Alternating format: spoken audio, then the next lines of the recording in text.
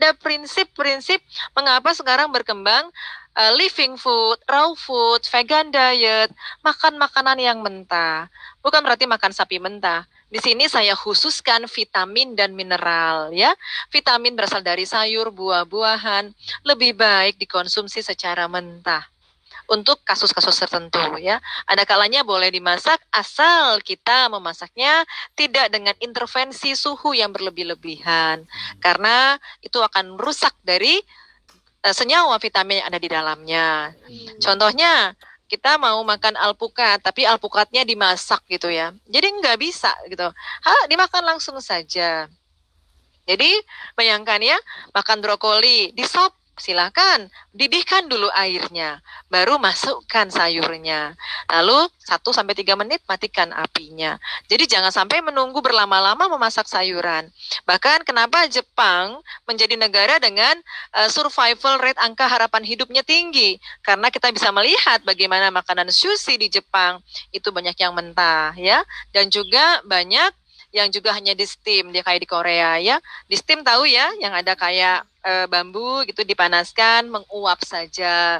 Atau paling banter silahkan di sop, dikukus, dipepes. Itu insya Allah akan mempertahankan unsur-unsur gizi sebagai bahan baku sel tubuh kita. Jadi ini proporsinya ya, makanlah yang proporsional, jadi tidak melulu hanya makan sayur rimpang biji saja, makan juga hewan ternak, karena kita perlu juga bahan baku dari protein-protein yang berasal dari hewan ternak. Rabbana ma khalaqta hadza batila. Quran surat Ali Imran ayat 91. Allah tidak sia-sia menciptakan segala sesuatunya untuk umat manusia. Namun jangan dalam kadar yang berlebih-lebihan. Silakan pandang ilustrasi gambar di depan. Insya Allah negeri kita kaya dengan ini. Silakan, inilah makanan terbaik. Dalam Al-Baqarah ayat 168, hai manusia, makanlah yang halal, toyib, dan berasal dari bumi, yang tumbuh di atas bumi. Ini lihat, pisang, pepaya, nenas, semangka, ada di negeri kita. Apakah ini sudah menjadi pola makan kita sehari-hari? Bangun tidur, lapar, makan pisang cemilannya, aus lagi, makan semangka, gitu ya. Oh, lapar lagi, makan alpukat, makan nasi, silakan makan nasi, tidak masalah. Jadi nasi juga dari padi, dari biji-bijian gitu ya. Namun jangan hati-hati, jangan sampai berasnya terlalu putih. Jangan-jangan nih beras udah di bleaching ya. Jadi kita harus mempertahankan dan mengetahui bagaimana proses pengolahan makanan tadi. Dan tadi ya puasa, bagaimana puasa juga membuat selain sel-sel lambung mampu beregenerasi, ternyata sistem kekebalan tubuh ketika kita berpuasa ada proses autofagi. Jadi ada suatu proses ya, amanah yang diembankan kepada sistem daya tahan tubuh yang disebut sel darah putih, itu dia melahap sesuatu yang tidak fitrah di seluruh tubuh kita. Jadi dia ronda, keliling terus seiring sejalan, dan juga kelenjar getah bening atau kelenjar limfe. Dia ronda di seluruh tubuh kita. Misalnya, oh itu ada bakteri, dia lahap.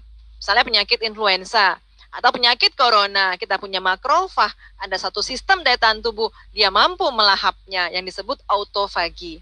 Autofagi adalah proses memakan. Yang dimakan adalah sesuatu yang tidak fitrah, yang memakan adalah sel-sel darah putih atau sel-sel imun atau sel-sel kelenjar getah bening. Sehingga kalau kita rutin berpuasa sunnah, sel-sel kekebalan tubuh siap menyapu, mendetoksifikasi zat-zat yang tidak fitrah dalam tubuh kita. Jadi sehingga diteliti 10 amazing benefit dari fasting, bagaimana kita mengurangi resistensi insulin, bagaimana sel mendetoksifikasi menjadi lebih optimal, juga mampu membalans berat badan dengan seimbang, mencegah peradangan yang berlebihan ya, dan juga menurunkan resiko kanker, karena puasa sebagai salah satu upaya membuat sel kanker itu juga bisa mati secara terprogram. Kemudian menguatkan brain function ya. Kemudian mencegah penyakit Alzheimer kepikunan, mampu membuat tidur yang optimal dan memperpanjang usia. Jadi luar biasa sekali manfaat puasa sebagai pendetoksifikasi tubuh kita. Ini ya prosesnya, ingat selama 365 hari secara tidak kita sadari Allah membuat kita harus mengerti bahwa Quran surat Al-Infitar ayat 7 bahwa Allah menyusun tubuh kita seimbang.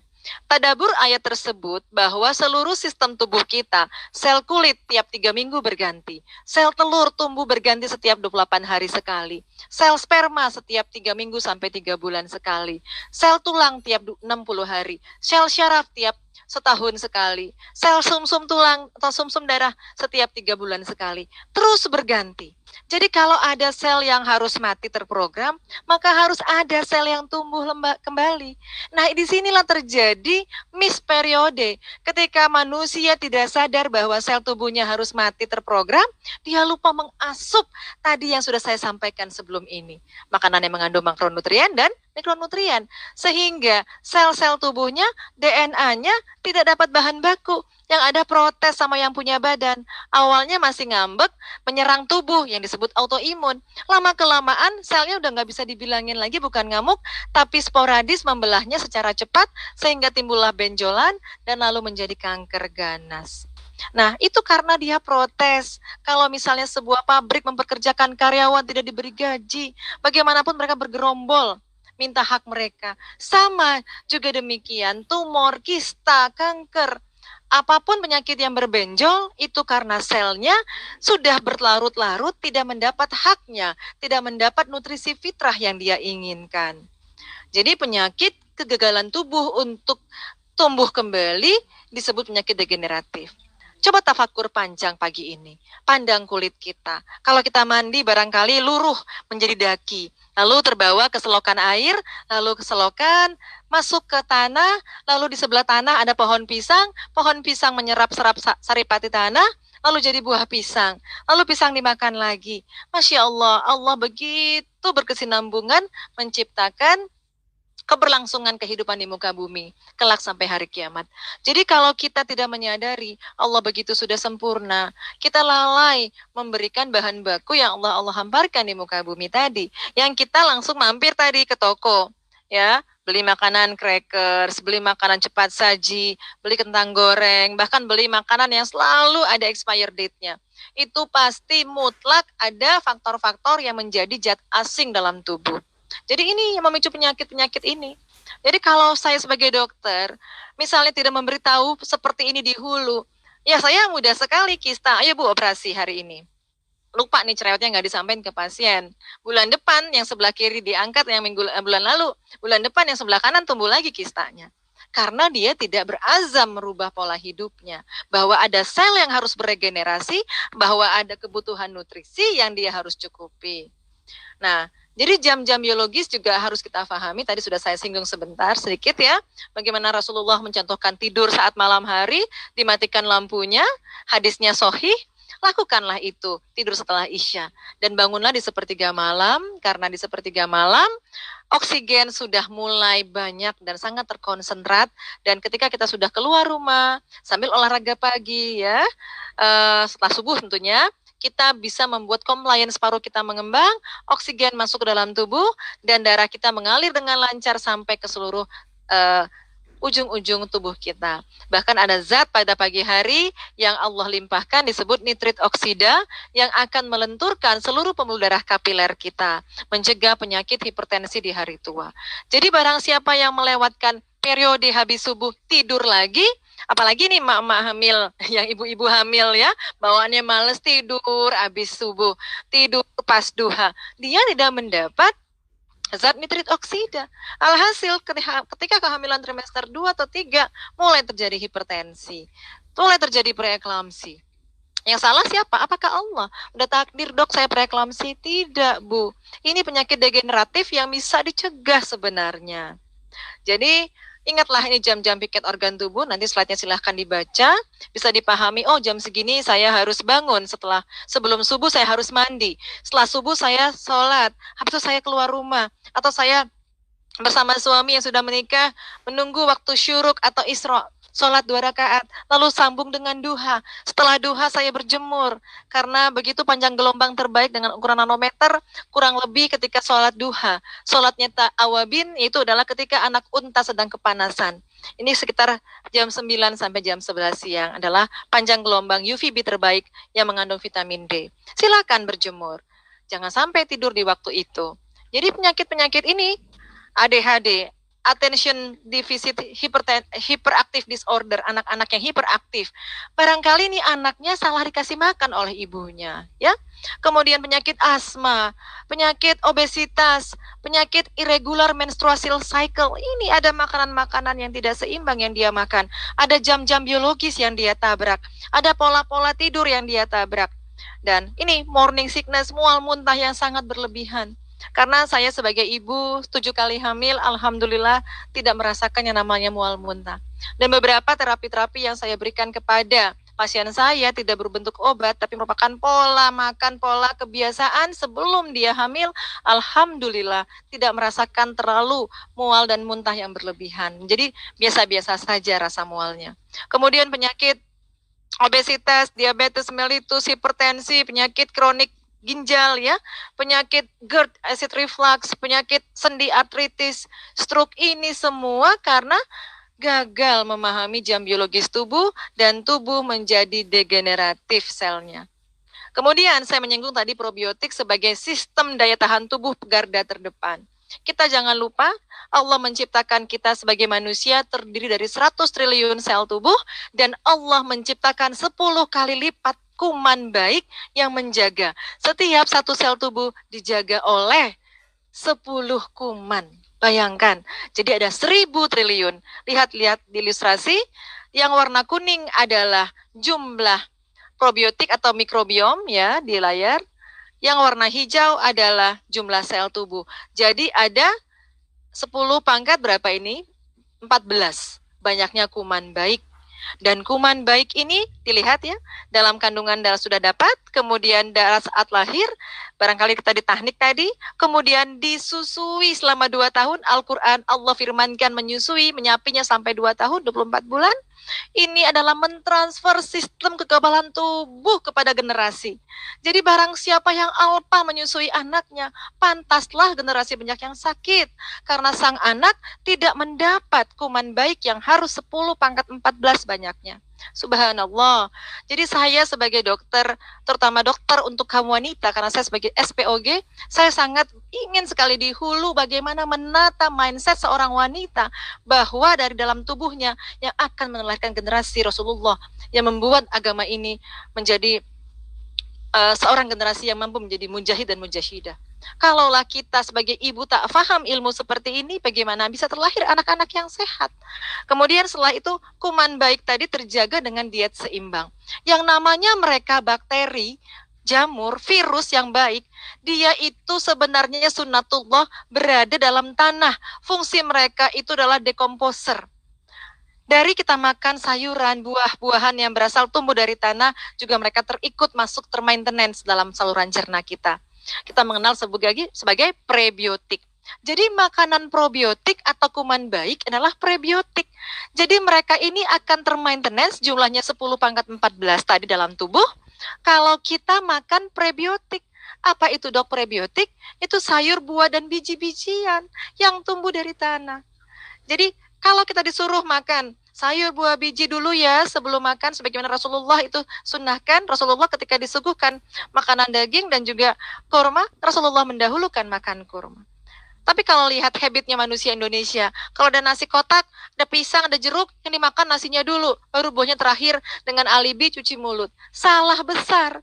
Karena kalau kita makan sayur, buah, dan biji, jarak akan kurang lebih 15 menit saja, kita akan memberi makan kuman baik dalam saluran cerna kita, dan mereka membantu mensintesis, memproses enzim yang akan membantu memetabolisme tubuh makanan secara optimal. Jadi enzim dibantu disintesis oleh kuman baik, dan enzim fungsinya mengkatalisator, mengkatalis, mempercepat proses metabolisme.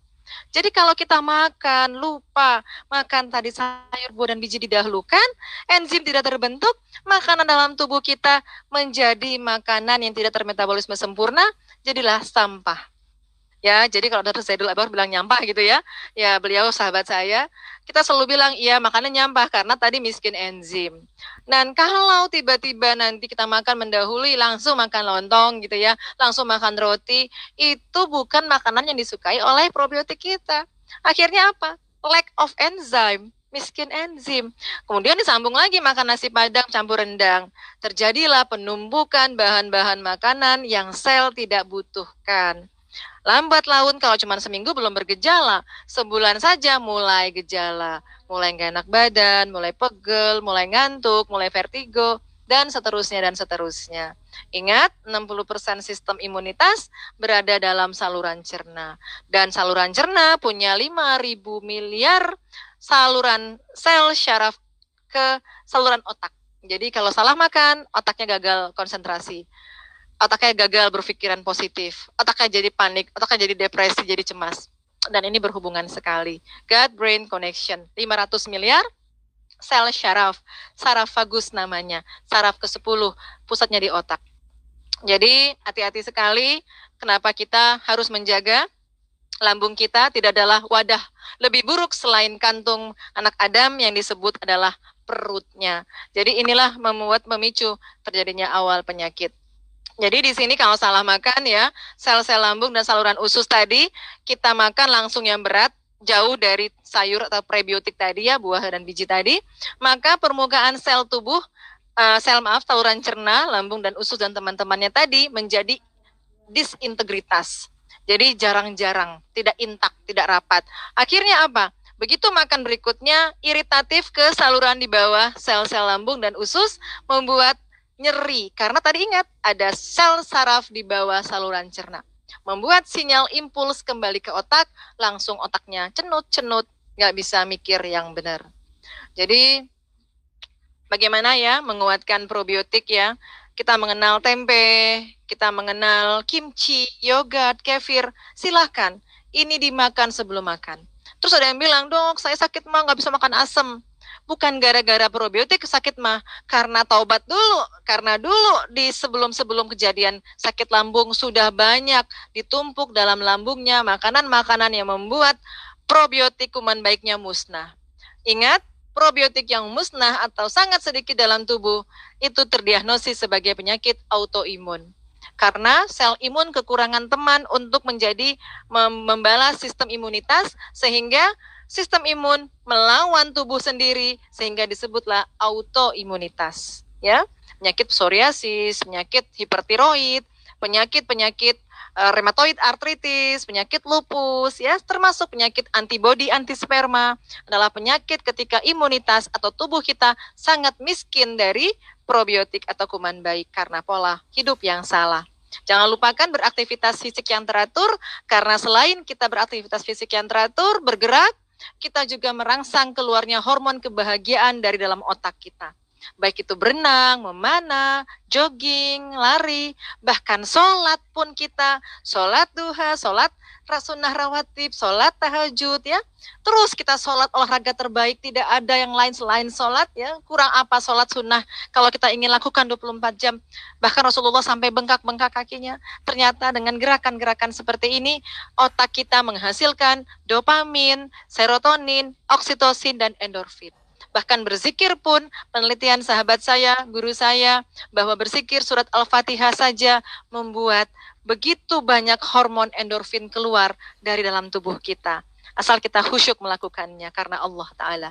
Jadi terakhir saya ingin menghimbau atau mengingatkan saudara-saudara ya, kaum akhwat, bagaimanapun berkualitaslah untuk cerdas secara intelektual, cerdas secara fisikly atau secara emosional, bagaimana menata hati kolbu yang lemah lembut, tidak pemarah, selalu sabar. Bagaimanapun kita, kesabaran ini adalah kunci hidup ya, sabar dan syukur. Karena sabar diganjar dari sisi Allah. Az-Zumar ayat 10, sabar diganjar dengan bigoiri hisab, balasan tidak terbatas dari sisi Allah. Sabarlah setiap ujian, jangan banyak mengeluh. Keluhkan hanya kepada Allah. Lapor, curhat kepada Allah, jangan kepada manusia.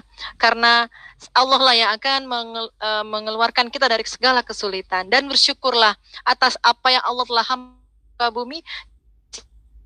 Kalau ada di sebelah kanan saya kue, cookies, cake yang sangat lezat, di sebelah kiri saya ada mungkin kunyit atau jahe, bersyukurlah bahwa Allah tidak sia-sia menciptakan rimpang-rimpangan ini untuk manusia. Jangan hanya mindset kita memakan sesuatu yang hanya enak di lidah saja. Padahal lidah cuma 5 cm panjangnya, namun dari kerongkongan sampai seluruh tubuh, sel tubuh kita memberontak kepada kita. Jadi sekarang saya ingin bagaimana self-awareness ini kita bangun dengan kita mengetahui ilmu-ilmu walaupun cuma sekelumit menjadi mukadimah saja. Karena saya juga membangun suatu sekolah yang terus berkesinambungan namanya Islamic Health Academy di Bekasi. Sudah berjalan sekitar pertemuan keempat kali. Di sana saya detail sekali per tematik ingin mengedukasi bagaimana seorang wanita mulai awareness dan terhadap diri mereka agar mereka itu bisa menata spiritual mereka, bisa mengetahui bagaimana daily rhythm balance kehidupan aktivitasnya, bisa mengetahui pergerakan movement mereka yang baik, bisa mengetahui food dan nutrisi yang seimbang tadi, bisa menjaga alam seimbang, environment, bisa tahu kapan tidur, kapan bangun, bisa tahu bagaimana menjaga silaturahim dan ukhuwah yang baik, bisa tahu bagaimana mind body connection, ya. Dan inilah yang akan menjadikan suatu kesehatan yang integratif, yang holistik, tidak hanya memandang sehat hanya fisik belaka, namun sehat yang juga meliputi ruh dan kolbu. Ingat, jasad kita setiap hari ada 50 miliar sel tubuh yang harus mati. Jadi jasad ini adalah fata morgana, tidak kekal, dan kelak mati pun habis dimakan, didekomposer oleh kuman-kuman dalam tanah. Namun kolbu kita lah yang abadi, karena ruh kita lah yang akan dihisap di hadapan Allah Subhanahu wa Ta'ala. Jadi jangan lupa ketika sakit tetaplah bersedekah, karena satu hadis, obatilah orang-orang sakit dengan bersedekah di antara kalian. Kalaupun sakit, la yukallifullahu nafsan illa wus'aha. Allah tidak membebani seseorang di luar kemampuan. Kita pernah tahu Nabi Ayub, Nabi yang sebelumnya tidak pernah menderita sakit seperti Nabi Ayub, atau golongan sebelumnya seperti Nabi Ayub, dan setelah Nabi Ayub tidak ada menderita penyakit yang seberat Nabi Ayub. Bahkan Nabi Ayub selain sakit yang parah, juga kehilangan anaknya yang berapa belas orang, wafat seketika dengan runtuhnya rumah Nabi Ayub, dan juga kekayaannya sejauh mata memandang hewan ternaknya mati, dan Allah uji kesabarannya, namun dengan berdoa Robbahu Anni masani yaduru anta arhamur rahimin, Al-Anbiya ayat 83. Disinilah bagaimana akidah seorang umat Islam, bahwa ketika sakit yang sangat berat, jangan pernah mengeluh. Mungkin barangkali Allah sedang menguji kesabaran, Allah sedang menggugurkan dosa-dosa kita. Muhasabah diri, kembalikan, introspeksi diri. Apa yang telah kuperbuat dengan tubuhku ya Rob? Padahal engkau telah menciptakan tubuhku sebaik-baiknya bentuk fi ahsani takwim. Jadi barakallahu fikum, apapun yang telah saya sampaikan, semoga Allah ridho dan Allah berkahi kita semua.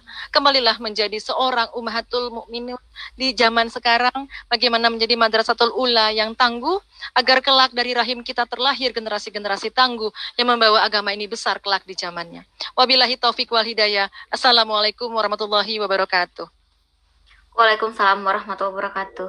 Masya Allah, Dr. Meti, jazakillahu khairan katsiro, materinya ini rasanya banyak sekali yang harus diperbaiki ternyata ya dok, setelah dengar materi dari dokter tuh, ya Allah, jadi selama ini tuh aku salah banget, makan ini ternyata nggak boleh, harusnya nggak boleh gitu dok, aduh banyak banget ternyata yang harus dikoreksi gitu. Dan beberapa teman-teman juga menyatakan hal yang sama nih di kolom komentar, dan juga sudah ada pertanyaan masuk nih dok, langsung saya bacakan saja ya dokter. Oh ya, silakan. Baik, ini pertanyaan pertama dari Mbak Deanita di Denpasar. Dokter mau bertanya, ibuku sudah meninggal sejak 1 tahun yang lalu karena kanker ovarium stadium akhir. Sebelum meninggal, ibu saya awalnya kista, terus sembuh, terus beberapa bulan tumbuh lagi, sampai menyebar ke perut dan sempat bolak-balik rumah sakit, udah sempat dinyatakan kanker ovarium. Pertanyaannya, bagaimana cara kita menjaga reproduksi wanita agar terhindar dari kanker reproduksi seperti ovarium, serviks, dan rahim yang berawal dari kista sampai kistanya tidak ada di sel reproduksi wanita? Gitu dok. Ya baik.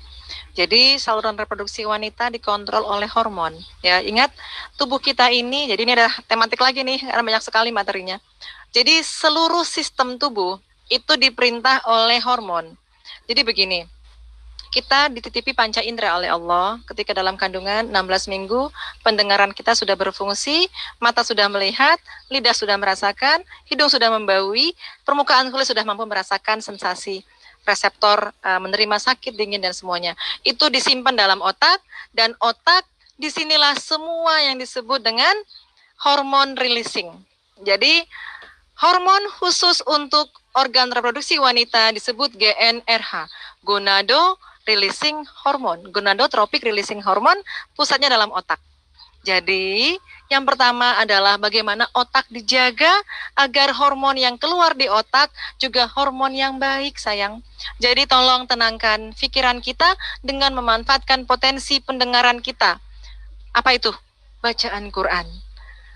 Penglihatan. Tautkan hati kita dengan apa yang Allah ciptakan. Saya berada di luar rumah, di samping kanan kiri saya ada empang, ya ada ikan di sini. Saya hari Minggu ingin mentadaburi alam. Jadi kalau kita lihat bagaimana seorang mukmin, bagaimana menautkan apa yang dia pandang, apa yang dia lihat, semuanya terpaut kepada Allah. Jadi dengan begitu imannya kokoh. Jadi dengan begini apa yang terjadi? Hormon dalam otak, jadi semua panca indera pesannya semua disimpan dalam otak. Hormon baiklah yang tersumber dari otak, dan hormon merupakan second messenger, pembawa pesan ke seluruh organ target. Contoh, insulin growth factor adanya di otak, ya, untuk memicu pankreas ayo ngeluarin insulin. Hormon follicle stimulating hormone untuk tumbuhnya folikel di ovarium juga sumbernya dari otak. Jadi sebelum kita berbicara bagaimana menjaga kesehatan, perbaiki otak kita, pikiran kita, mindset kita, kolbu kita. Jadi disinilah kunci utama kita. Ingat hadis sahih, sebaik-baiknya daging tadi ya, daging adalah kolbu, maka baiklah seluruh jasadnya. Jadi penyakit kanker, ayo ketika menderita kanker sudah terjadi barangkali ya, kita mendoakan ibunda sudah berada di sisi Allah. Allahumma firlaha warhamha wa'afihi wa'fu anha. Amin ya Rob.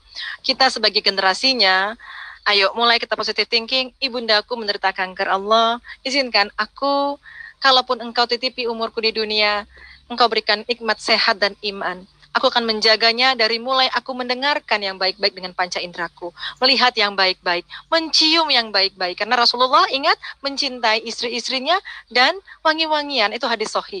Mulailah aromaterapi dicium untuk membuat otak kita menyimpan memori yang baik. Kemudian lidah, jangan hanya melulu merasakan makanan yang manis saja, karena lidah punya reseptor pahit, asin, manis, asam. Manfaatkan lidah itu memakan, merasakan makanan yang pahit-pahit juga. Kemudian baluran, jangan sampai membalur sesuatu yang tidak fitrah. Jadi menjaganya yang dimulai dari panca indera. Kemudian panca indera lidah kita konsentrasi apa yang kita makan. Tadi sumber glukosa, sumber lemak, sumber karbohidrat ya tadi, dan sumber asam amino, vitamin dan mineral. Pilih. Karena ingat hormon reproduksi yang disebut estrogen, progesteron berasal dari lemak. Jangan sampai lemak di tubuh kita kategori lemak yang berasal dari lemak jenuh, lemak-lemak yang dipanaskan. Apa itu artinya? Minyak zaitun bagus, tapi dipanaskan sampai suhu 80 derajat. Salah, tidak bisa. Minyak zaitun itu harus diminum mentah-mentah, extra virgin olive oil, diminum saja. Makan alpukat lebih banyak, itu lebih bagus lemaknya. Jadi ini yang akan membuat bahan baku hormon kita adalah lemak sehat.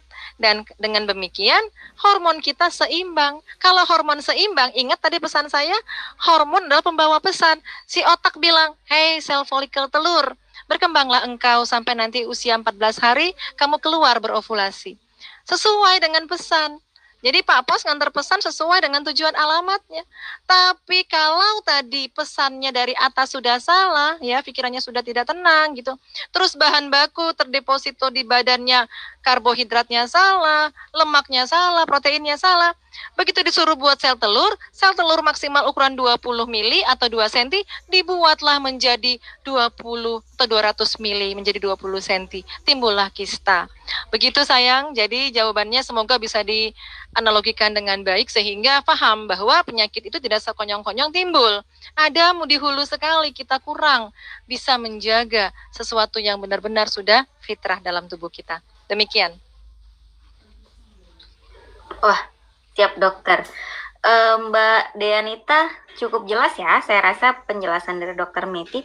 Oh iya dok, nambahin nih ada yang nanya juga, kalau misalnya sudah terkena kanker dokter, ada pantangan nggak makanan atau makanan yang bagus apa gitu supaya bisa mempercepat penyembuhan atau setidaknya tidak memperparah gitu?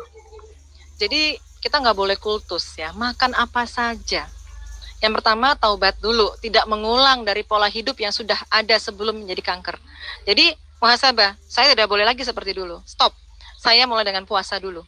puasa sunnah ya, dengan sahur dan berbuka sesuai dengan tuntunan Rasulullah. Jadi makanlah yang halal, thayyib, berasal dari bumi. Saya adalah penganut makan apa saja asal berasal dari bumi dan tidak berlebih-lebihan. Jadi nggak ada tuh misalnya harus makan ini makan itu, enggak juga. Karena ternyata itu hanya wasilah. Nabi Ayub sakit parah, dengan air yang Malaikat Jibril berikan sembuh. Bahkan ada dengan sedekah saja sembuh ya. Bagaimanapun sakit kanker, kalau hatinya belum tertata, ingat tadi otak tadi panca inderanya belum terpaut kepada Allah, makannya sudah clean food, tapi dia jarang bersedekah, hatinya masih hasad, iri, dengki, kankernya nggak akan sembuh. Karena hormon stres keluar ke tubuhnya, memicu terjadi pengecilan seluruh pembuluh darah, alhasil oksigen dan nutrisi tidak sampai ke target organ. Jadi luar biasa paham integratif ini. Kalau saya katakan, misalnya lihat pola-pola JSR, silakan diikuti. Dan tidak melulu hanya itu-itu saja. Ganti lagi, apapun yang Allah ciptakan tidak sia-sia, gitu ya. Utamakan yang pertama adalah muhasabah diri, kemudian berpuasa, mulai takarub kepada Allah, berdoa terus pada Allah, minta petunjuk apa yang akan Allah berikan kepada kita. Barangkali tergerak, oh hari ini saya harus makan sambiloto, oh saya harus makan pare, oh hari ini saya pengen buat rimpang-rimpangan, jahe, kunyit, oh besok saya mau makan deh mengkudu, ya apa saja boleh. Karena setelah saya teliti, apapun yang Allah ciptakan di muka bumi, asal itu lazim dimakan, halal, thayyib, itu mengandung suatu unsur yang disebut antioksidan.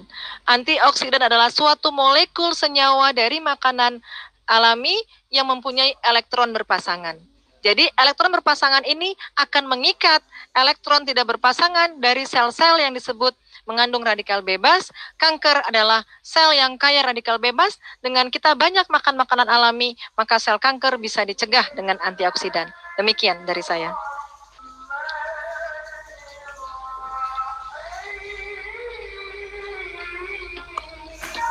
Oke, terima kasih dokter atas jawabannya. Masya Allah, ini mewakili juga beberapa pertanyaan yang masuk tentang makanan untuk penderita penyakit kanker. Kemudian dokter ada pertanyaan lagi nih, masih boleh ya?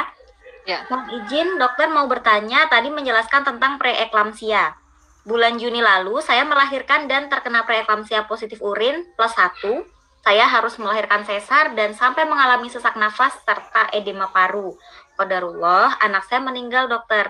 Apakah preeklamsi itu bisa berulang dan langkah apa yang harus saya lakukan supaya tidak terulang? Kira-kira saya kapan ya boleh promil lagi? Mengingat sebelumnya saya pernah preeklamsia. Ya, baik. Di sini para ibu-ibu, kalau saya suka menyindir nih ya, kalau kita resepsi pernikahan punya budget yang agak besar ya, puluhan juta. Alangkah idealnya ketika hendak hamil, periksalah keadaan diri. Periksa ke laboratorium bagaimana parameter lemak kita, bagaimana kandungan LDL lemak jahat kita, bagaimana keadaan penggumpalan darah kita, bagaimana kita vitamin D kita. Jadi kalau ini diukur, kita bisa tahu, oh saya ketinggian lemak. Kenapa di sini terjadi suatu pemicu preeklamsi ini? Harus diketahui bahwa ternyata 8 minggu pertama kehamilan sudah terjadi mulai cikal bakal preeklamsi. Ini berawal dari kegagalan plasenta untuk memiliki arteri spiralis di plasenta itu untuk model yang lebih luas permukaannya, lumennya. Karena itulah terjadi vasokonstriksi, pengecilan pembuluh darah plasenta. Terjadinya pengecilan darah plasenta lambat laun memicu terjadinya aliran darah yang kencang dan memicu aliran darah kencang gangguan pada ginjal sehingga glomerulus saringannya menjadi bocor, molekul protein yang besar bisa keluar dari urin. Kemudian karena protein yang keluar, maka terjadi tekanan onkotik yang terganggu, permeabilitas kapiler terganggu, semua cairan yang dalam pembuluh darah keluar ke jaringan interstisial, contohnya kakinya bengkak, paru-parunya mengeluarkan cairan. Jadi ini kalau preeklamsi adalah sesuatu yang sebenarnya 8 minggu sebelum dia hamil sudah terjadi kegagalan penempelan plasenta yang baik. Jadi kalau diteorikan itu adalah kegagalan plasenta menanamkan dirinya karena ibunya sebelum hamil begitu banyak radikal bebas ditumpuk dalam badannya. Baiklah, terjadi preeklamsi, bisa nggak berulang lagi dok? Ayo, ukur diri, periksa kadar lemak di tubuh. Periksa kadar-kadar penggumpalan darah di tubuh. Kemudian berpuasalah sunnah yang sering dan berazam pola hidup sehat kurang lebih 3 bulan sebelum kehamilan berikutnya. Kalau kehamilan kemarin bersalin dengan operasi, berikan kesempatan 2 tahun untuk dinding rahim bisa pulih kembali kekuatannya. Jadi di sini adalah bagaimana kembalilah berubah pola hidupnya, jangan lagi makan makanan tinggi lemak, trans fat, makanan olahan, makanan yang bergoreng-goreng, makanan yang dibakar, ini akan memicu tumpukan radikal bebas dan lemak-lemak jenuh dalam tubuh yang membuat pembuluh darah akan menyumbat atau terhalang aliran darahnya. Ingat, kalau pegang selang, selangnya dipencet kecil, airnya akan kencang. Begitulah prinsip pembuluh darah. Pembuluh darahnya tersumbat, barangkali darahnya kental, kemudian lumennya tersumbat lemak, alirannya menjadi kencang, sehingga tekanan darahnya menjadi tinggi. Demikian penjelasannya. Insya Allah. Terima kasih dokter. Ini juga mewakili beberapa pertanyaan tentang preeklamsia. Sebenarnya masih banyak nih yang bertanya di Zoom, tapi karena keterbatasan waktu, jadi sepertinya tidak bisa dijawab semua ya dokter. Tapi ini ada satu pertanyaan yang masuk dari Facebook. Saya izin membacakan. Assalamualaikum. Misalnya selama hamil kurang memperhatikan asupan gizi, apakah bisa digantikan dengan asupan anak saat mau MPASI untuk mengobati sel jari-jari kaki gatal, ada bengkak,